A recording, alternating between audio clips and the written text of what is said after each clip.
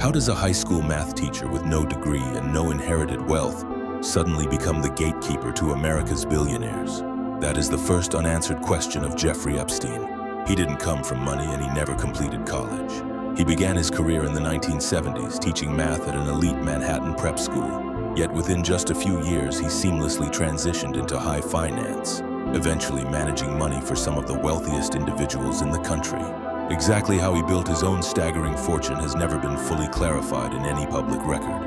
By the 1990s, Epstein owned multiple sprawling properties, a fleet of private aircraft, and maintained deeply entrenched relationships with influential figures across politics, academia, and global business. For many observers looking back at his meteoric rise, the question was simple but baffling. What was the true source of his power? Was it his financial genius, or was it his unparalleled access? What happens when a man is caught committing the unthinkable, but the justice system seemingly bends over backward to protect him? In the early 2000 years, law enforcement in Florida began investigating deeply disturbing allegations that Epstein was physically exploiting minors. The evidence was mounting, yet in 2008 he reached a baffling federal non-prosecution agreement. He pleaded guilty to state charges and served just 13 months in a county jail, much of it spent outside on a highly unusual work release program. This deal later drew intense national criticism. Legal experts argued it was unprecedentedly lenient, and years later, the Department of Justice itself acknowledged serious concerns about how the case was handled behind closed doors. Yet the most shocking part wasn't the sentence, it was what happened next. After serving his time, Epstein immediately re-entered elite society. Most individuals convicted of such crimes do not return to billionaire social circles or prestigious galas. Jeffrey Epstein did. How does a convicted offender convince the world's most powerful people to continue boarding his private jets and visiting his secluded island? Flight logs eventually revealed a sprawling, undeniable network. For years, high-profile individuals from every sector of influence had traveled on Epstein's aircraft. Some have vehemently denied any knowledge of his wrongdoings, while others have faced mounting civil allegations. The crown jewel of his properties was Little St. James, a heavily fortified private island in the U.S. Virgin Islands, which quickly became the central focus of later federal investigations. For a decade, he operated in plain sight. But in 2019, federal prosecutors in New York finally pierced the veil, arresting Epstein on federal human trafficking charges. The harrowing indictment described a highly organized pattern of recruitment and harm spanning years. The case appeared to be building toward a massive, unprecedented public reckoning that would expose global elites. Then, just weeks later, he was dead. When the law finally corners a man holding the darkest secrets of the elite, you expect a trial. Instead, the world got a string of impossible coincidences that ignited a firestorm of suspicion.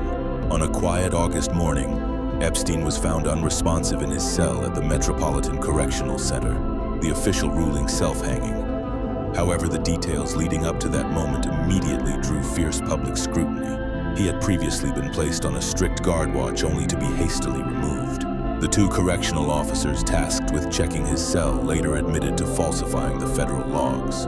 Reports indicated that the specific surveillance cameras near his unit were inexplicably malfunctioning that very night. While some forensic experts publicly questioned aspects of the autopsy findings, others strongly supported the official medical conclusion. To this day, opinions remain sharply divided. It is crucial to distinguish between documented procedural failures and unverified speculation.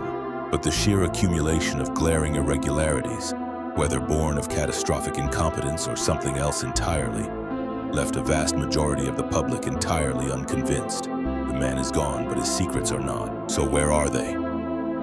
Following his arrest, federal agents raided his properties, seizing a mountain of electronic devices, private documents, and hard drives. Yet the public has not seen all of it yet.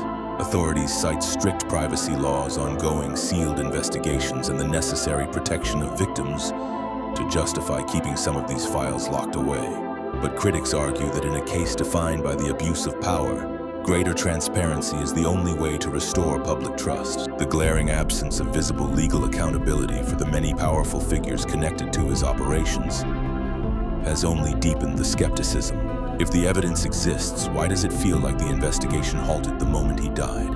While one key accomplice sits in prison, The true scope of this international network remains buried in the shadows. Epstein's longtime associate Ghislaine Maxwell was eventually tried and convicted on human trafficking-related charges, offering a measure of justice to the survivors. But many observers and investigators believe her conviction barely scratches the surface. Whether the systemic failures in this case were purely bureaucratic, deeply institutional, or something infinitely more complex, one undeniable truth remains. Public trust was permanently damaged when high-profile individuals receive unusual, lenient legal outcome, when powerful elite networks remain entirely opaque, and when a primary defendant dies in federal custody right before a trial that could have exposed the world's most powerful people. Questions persist, and in the silence of those unanswered questions, the truth is left to echo.